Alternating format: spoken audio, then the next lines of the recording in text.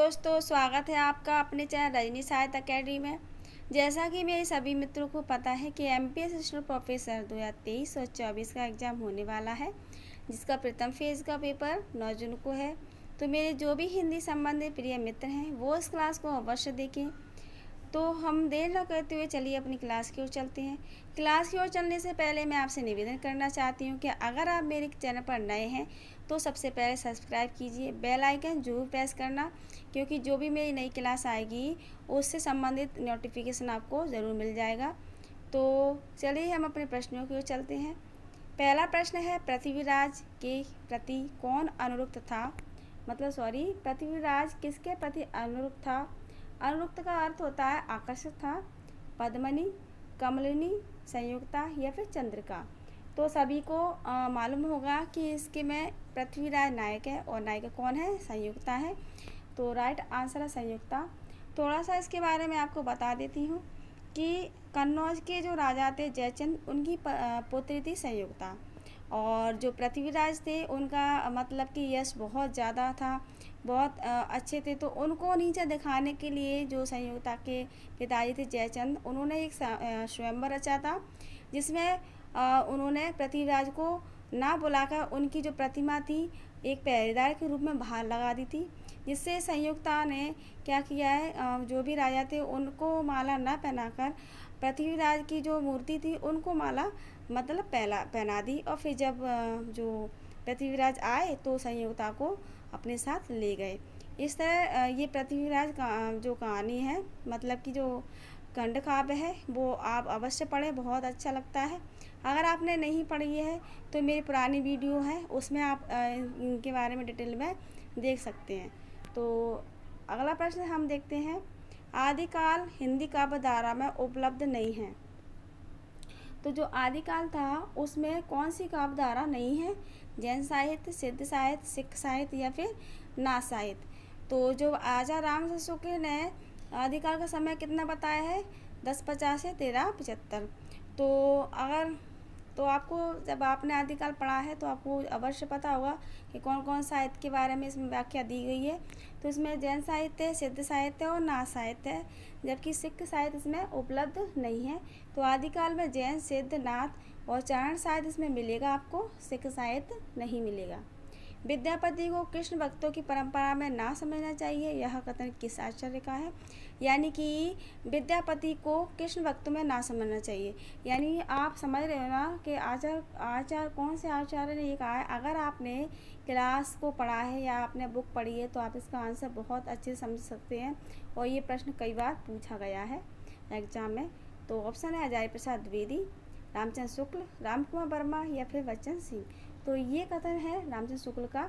उन्होंने क्या है, मतलब कि इसमें भी मत है कि विद्यापति श्रृंगारिक थे या फिर भक्त थे।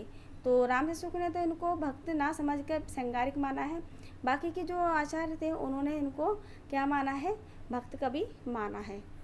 अगला प्रश्न है, काम भाव और शरीर का सौंदर्य उनके यहाँ उत्सव रूप में है, विद्यापति के संदर्भ में यह कथन किसका है? तो क्या है? काम भाव और शरीर का सौंदर्य क्या है? उत्सव के रूप में बताया है विद्यापति के। यह कथन किसके संदर्भ में? रामस्वरूप चतुर्वेदी, नागेंद्र, बच्चन सिंह या फिर शुक्ल। तो ये कथन है रामस्वरूप चतुर्वेदी का। अगला प्रश्न है, विद्यापति ने कुल कितने ग्रंथ लिखे हैं?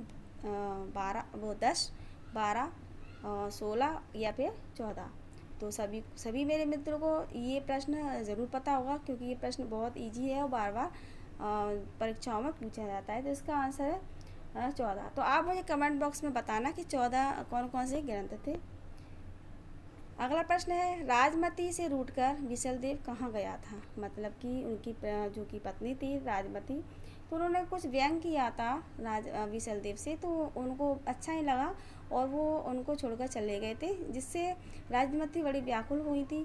और राजमती के विषय में मतलब जो वो वियोग हुआ था उसके विषय में उन्होंने बहुत अच्छा वर्णन किया है, जो कि विशलदेव जिसने लिखा है। आप बताना मुझे विशलदेव किसका है?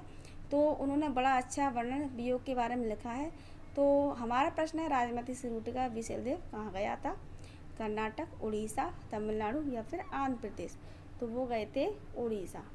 और इसमें एक विशेषता और है कि इसमें बारहमासा का वर्णन दिया हुआ है। ये पहला ग्रंथ है जिसमें बारहमासा का वर्णन दिया हुआ है। हिंदी साहित्य में 1700 से 1400 के कालखंड को ग्रेसन ने क्या नाम दिया है? तो हिंदी साहित्य में जो 700 से 14 के कालखंड को ग्रेसन ने क्या नाम दिया? संधि काल, प्रारंभिक काल, चाणक्य या फिर अपभ्रंश काल। तो इसका सही आंसर है चारण काल। अगला प्रश्न है, बीसलदेव रासों में किस शैली का प्रयोग किया गया है? श्रृंगारिक, आख्यान, गेय या फिर प्रबंध। तो सभी को पता है कि ये कौन मतलब कि इसमें किस शैली का प्रयोग किया है, तो ये गेय काव्य है। उसमें श्रृंगारिक, अब ये एक ऐसा मात्र रासो काव्य है जो कि श्रृंगारिक है, ठीक है। तो ये श्रृंगारिक भी है और गेय काव्य भी है। तो मतलब शैली का पूछा है प्रयोग, तो शैली कैसी है? गेय काव्य यानी गाने वाली ये ग्रंथ शैली, मतलब ये ग्रंथ गा सकते हैं हम इस ग्रंथ को। तो ये बीसलदेव रासो कैसी शैली में लिखा है? गेय काव्य में। कौन सी रचना व्याकरण ग्रंथ है? कीर्ति पताका, चार्यपद, युक्ति विक्ति प्रकरण या फिर वर्ण रत्नाकर। तो ये बहुत इंपॉर्टेंट प्रश्न है, बाकी के सारे प्रश्न इम्पॉर्टेंट है। तो व्याकरण ग्रंथ है तो ये है युक्ति विक्ति प्रकरण। आप मुझे बताना युक्ति विक्ति प्रकरण किसका है। अगला प्रश्न है, आदिकाल में किस प्रकार का साहित्य लिखा जा रहा था? लिखा जा रहा था। जनजीवन से हटकर राजाओं की वीरता का अतिरंजित वर्णन, कृष्ण भक्ति पादार्थ काव्य, निगुणों की उपासना या फिर इनमें से कोई नहीं। तो मित्रों, जब आपने अगर पढ़ा नहीं है, बिल्कुल भी आपने पढ़ाई नहीं की है या फिर ये प्रश्न आपको समझ में नहीं आया या नहीं आ रहा है, तो आप इसको आदिकाल से संबंधित आप इसको मतलब कि विशेषता बता सकते हैं। क्योंकि रामचंद्र शुक्ल ने जितने भी मतलब जो भी हमारे साहित्य को बांटा है कालों में, काल विभाजन में, तो वहाँ की जो भी विशेषताएं थी, उस समय की जो विशेषता थी उसके संबंधित उन्होंने इसका नाम रखा हुआ है। तो आदिकाल में क्या हुआ था? कृष्ण भक्ति, अब ये बताओ मतलब कृष्ण भक्ति यानी भक्ति काल आ गया। निगुण उपासना यानी यहाँ उपासना हो रही तो वो भी भक्ति काल होगा। कोई नहीं है तो ये वाला ऑप्शन तो हट ही जाता। अब बाकी का ऑप्शन हमारा बचा है जनजीवन से हटकर राजाओं की वीरता का अतिरंजित वर्णन। यानी कि यहाँ पर जो राजा थे, जो कि कवि थे, उन्होंने क्या है जनजीवन, अपने जीवन में मतलब कि अपने जो कि जीवन से हटकर अब राजा में अपनी मतलब कि जो राजाओं थे उनके साथ वीरता के साथ अब वो कविता जो कि कविताएं लिखती थी, तो वो राजाओं को भी सुनाते थे उनकी वीरता के लिए। जब वो युद्ध भूमि में होते थे तो वो हताश हो जाते थे, उनको शौर्य देने के लिए, उनको ओज देने के लिए अपनी उन कविताओं को सुनाते थे, जिससे क्या होता था, राजा मतलब कि प्रोत्साहित होता था और जीत हासिल कर लेते थे। तो क्या है, अपने जीवन को हटकर या जनजीवन से हटकर राजाओं के लिए वो क्या करते थे, कविताएं लिखते थे। तो वो उस टाइम पे क्या होता था, आदिकाल होता था। तो मित्रों, यह मेरी छोटा सा प्रयास था। आपको मेरी यह क्लास कैसी लगी आप मुझे कमेंट बॉक्स में अवश्य बताया करें। मेरा मतलब फीडबैक आप ज़रूर दिया करें। और अगर आपको मेरी क्लास अच्छी लगती है तो लाइक करें, सब्सक्राइब करें और अपने मित्रों को शेयर करना ना भूलें। क्लास को अंतिम तक देखने के लिए बहुत बहुत धन्यवाद।